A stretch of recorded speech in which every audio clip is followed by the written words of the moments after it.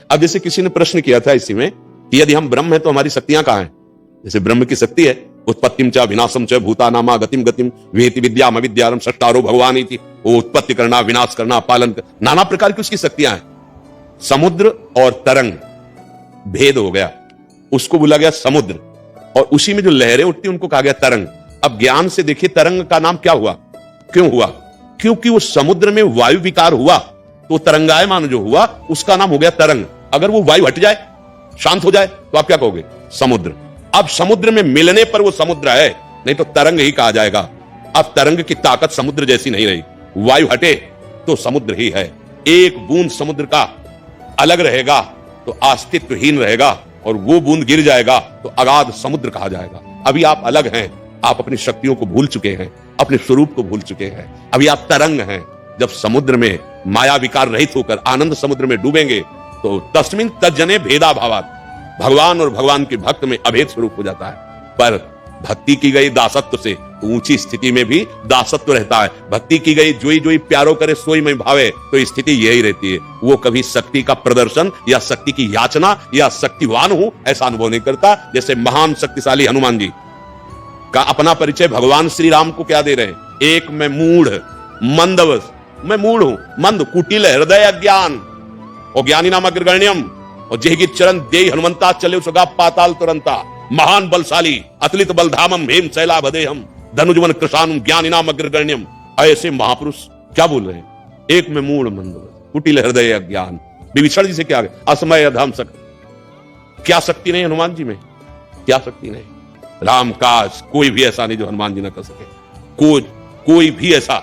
अब भक्त का हृदय कैसा होता है? बोले मैं कितना अधम हूं विभीषण जी, कैसे बताऊं? ये तो रघुनाथ जी की हम पर कृपा है। जिसको शक्ति का जागरण हो जाता, प्रदर्शन थोड़ी होता है। वो तरंग समुद्र में लीन हो गई, अब उसका कोई अस्तित्व नहीं रहा, क्योंकि जब मैं था तब हरि नहीं, अब हरि है, मैं ना। बात समझना है।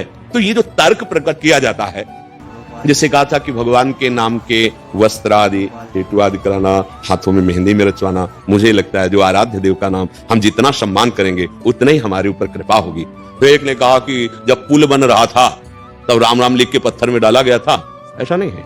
राम नाम हनुमान जी ने जब एकांत में बैठे थे तो ऐसे अपने नखों से चीर कर पत्थर में लिखा राम, और ऐसे डाला, वो प्रवाहित हो गया। पीछे भगवान खड़े देख रहे थे, उन्होंने एक पत्थर डाला, डूब गया। भगवान सब कुछ आ गए। हनुमान जी ने कहा प्रभु पत्थर में नाम का सहारा हो गया इसलिए तर गया, और आप अपने कर कमल से जिसे छोड़ देंगे डूब ही जाएगा।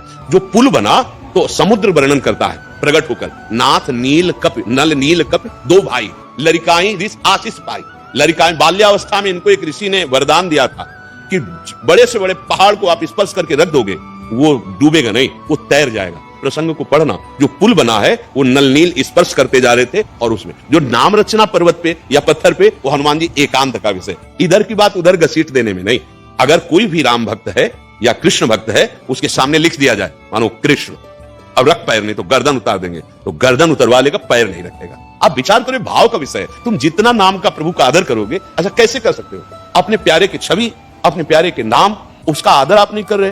तो यही तो हम लोगों में मूर्खता छाती जा रही। थोड़े से पैसे के लिए, थोड़ी सी भूल में हम अपने प्रभु के नाम, अपने प्रभु के रूप ऐसे छपवा कर ऐसे नालियों में, ऐसे कूड़ादानों में लोग फेंक रहे। नहीं नहीं भाई, तुम आदर क्या करते हो अपने? कहते हो हम ऐसे, अरे अपने इष्ट के नाम का अपमान करते हो, अपने इष्ट के। और तर्क कितना है? स्वीकृति के लिए नहीं है, नकारात्मक के लिए। अगर कोई संत, कोई भगवत प्रेमी महात्मा उसका आदर आपके सामने प्रस्तुत करता है तो आपको स्वीकार करना, वचनम करिष्ये तौ में, फिर उसका अनुभव करो आनंद का। तर्क, और तर्क असंगत। श्रद्धा के आगे तर्क नहीं टिकता। श्रद्धा भगवान की प्राप्ति कराती है, और तर्क हमें भ्रमित कराता रहता है। तो हमें चाहिए तर्क छोड़कर ये विश्वास माने भगवान शिव की बात कि उमा कहो मैं अनुभव अपना, सत हरि भजन जगत सब सपना। हमें व्यवहार करके इसे सत्य नहीं मानना। सत्य इन्हीं में भगवान बैठे हुए, उनको मानना है। आप क्या कहना चाहते हैं? साथी मैं ये कहना चाहती हूँ कि जैसे ना हमारी चोट लग जाती है, एक्सीडेंट हो जाता है, ऐसी बात स्वप्न में अगर चाकू मारी जाती है तो लगता है ना, हमें उसका पूरी जिंदगी कष्ट भोगना पड़ता है। हाँ, आप ये बताओ, स्वप्न भर में अगर हमारे 4 चाकू ऐसे मारी गई तो जब तक जगेंगे नहीं, तड़पना पड़ेगा ना। ये जग जाओ भाई, ये तुम नहीं हो, ये मरेगा, ये नर्क होगा।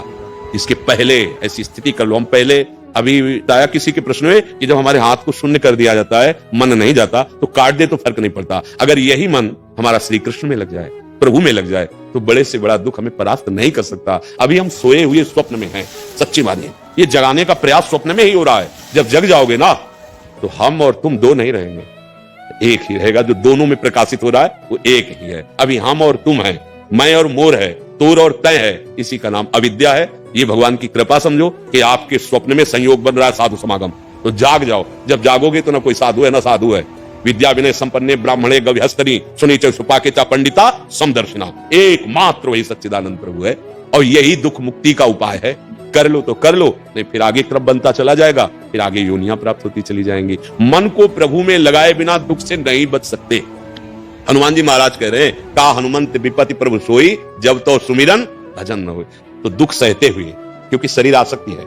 अब राधा राधा राधा रटते रहो, उनकी कृपा से एक दिन ये अनुभव हो जाएगा कि आप शरीर नहीं हो। पक्का महाराज जी, आपकी कृपा चाहिए, आपकी कृपा से ही सब हो रहा है। हम तो यही, अगर हमारे जीवन का अगर सार समझो ना, जैसे गन्ने का सार रस, और रस का सार गुड़, गुड़ का सार चीनी, चीनी का निखार मिश्री, समझ पाए ना। ऐसे हमारे नैष्ठिक ब्रह्मचर्य, वानप्रस्थ संन्यास, वैष्णव धर्म, पूरे जीवन का सार भगवान के आश्रित होकर राधा राधा राधा राधा। इसीलिए हर प्रसंग में कहते हैं, मान लो हमारी बात, सहारा गोविंद का और पुकारो राधा राधा, भागते गोविंद चले आएंगे, भागते कृष्ण चले आएंगे। दो नहीं है, रसोया परमानंद एक युद्ध विधा सदा, वो प्रेम खेल के लिए राधा कृष्ण के रूप में है, वही परम रसोया परमानंद एक युद्ध विधा सदा, वो स्वयं अपने आप से दो रूप में है, एक प्रिया रूप एक लाल रूप। राधा राधा राधा राधा राधा रटो। और अब इसमें संशय मत करो, तुम्हारे ऊपर बहुत कृपा है। अगर कृपा न होती तो अब मुझे भाव भरोस हनुमंता बिन हरि कृपा मिले नहीं। आपके जीवन में संत समागम नहीं होता। ये प्रमाण है कि हरि जो आपको बहुत प्यार करते हैं, चाहे आप दूर से सुन रहे हो सत्संग, या आप नजदीक बैठ के सुन। दूर वाला नजदीक लाएगा, नजदीक वाला समा जाएगा। अब दूरी नहीं हो सकती। अगर आप हमारी बात पकड़ लिए तो जहां हम हैं वहां के लिए, जैसे हम दौड़ लगाए तुम्हें नहीं लगानी पड़ेगी। जैसे मथुरा में हमें गाड़ी पकड़नी है तो हमें वहां मुगल सराय थोड़ी जाना, यही स्टेशन में चढ़ लिया। तो जितना दौड़ के आए हैं, आओ हमारी बात रूपी गोद में बैठ जाओ और चलो हमारे प्रभु के पास, है ना। बहुत बड़ी सामर्थ्य है बात में। बात अगर मान लिए तो आशीर्वाद मांगने की जरूरत नहीं, वो मिला मिलाया है। देखो बातें का चमत्कार देखो। आप अपना समय छोड़कर आप वृंदावन आए, पैसे लगाकर आए, आप बातें सुनने आए हो, और यही बात आपको भगवान से मिला देगी। बस इसको स्वीकार करना है। स्वीकृति हो जाए तो कुछ समझ में आया हो या ना आया हो, बुरे आचरण न करना, राधा राधा रटना, मंगल तुम्हारे चरण चूमेगा के। हम विश्वास की बात, अनुभव की बात, शास्त्र सम्मत बात, राधा राधा राधा। हम वृंदावनवासी, राधा उपासी। अब हमें प्रभु को अगर किसी को पाना है तो प्रेम प्रभु का है, प्रेमाधीन भगवान। और प्रेम का मूर्तिमान स्वरूप हमारी किशोरी जो है, सांद्रानंद घन प्रेम मूर्ति किशोरी, प्रीतिरु मूर्तिमती रस सिंधु सार संपत्ति विमला, वैदग्धी नाम हृदय काचन वृंदावनाधिकारिणी जेती। श्री कृष्ण के हृदय का प्रेम जब रूप धारण किया तो राधा रानी हुई। इसीलिए वो किशोरी जो कृपा करेंगी, श्री कृष्ण हमें प्राप्त हो जाएंगे। उनका महान स्वरूप हमारी सामर्थ्य नहीं जान सके। प्रेम के द्वारा, प्रेम का मूर्तिमान स्वरूप राधा रानी। और वैसे ही हम कई बार उदाहरण में कहते हैं कि अपराध बन जाए तो पिता थप्पड़ लगा देगा, लेकिन अगर माता की नजर पड़ गई तो दौड़ के आएगी और पिताजी को अपने शासन में लेगी, उसका पर्सनल शासन। अब कहीं चलो कोई बात नहीं, छोड़ के ऐसे ही समझो। जब हम सिद्धांत के खिलाफ चलते हैं तो भगवान फिर उससे रुष्ट होते हैं। पर हमारी प्रियाजू अनंत माताओं जैसा वात्सल्य है, और प्रभु से कहा बोले कोई बात नहीं माफ।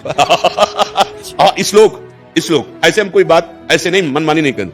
अनुल्लिख्यानंतानपि तदपराधान मधुपतिर महाप्रेमाविष्टम तो परम देयम विंशति तवैकम श्री राधे गृणति ही नामामृत रसम। लाडली जो राधा राधा राधा ऐसा बोलता है तो लालजू महाराज उसके रजिस्टर को फाड़ के फेंक देते हैं। अनुल्लिख्यान, और आगे लिखेंगे नहीं, और प्रेमाविष्ट होकर सोचते मैं इसे क्या दे दूं, मेरी प्राण प्यारी लाडली जी का नाम लिया इसने, राधा राधा राधा। बड़े भाग्यशाली है जिनको राधा नाम पे विश्वास हो जाए। खूब भजन परायण रहो भाई, जीवन का लाभ यही। यहाँ से जब जाओगे तो यही नाम साथ होगा और कुछ नहीं, सब छूट जाएगा। मित्र पत्नी पुत्र पति सब यही। अच्छा वो कब समय आए इसका भी भरोसा नहीं। फांसी वाले को बता दिया जाता है कि अमुक दिन अमुक तारीख को, हमारा तो पता ही नहीं है ना। और रा बोले धान पहुंच पा गया, नहीं ऐसा नहीं है, बोले वो अमुक कार्य करे तो चले गए। इसलिए भाई राधा राधा राधा सब